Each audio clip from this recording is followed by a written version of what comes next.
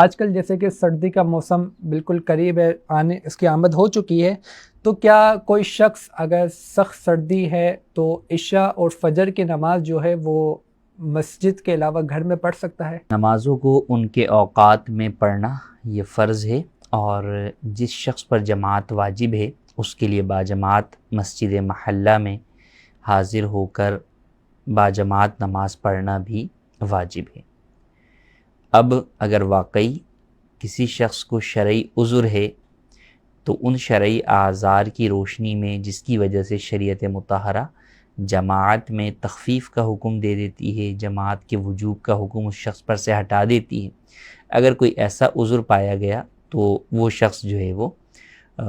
اس جماعت چھوڑ سکتا ہے، اور ایسی صورت میں وہ گھر پر بھی اپنی نماز ادا کر سکتا ہے۔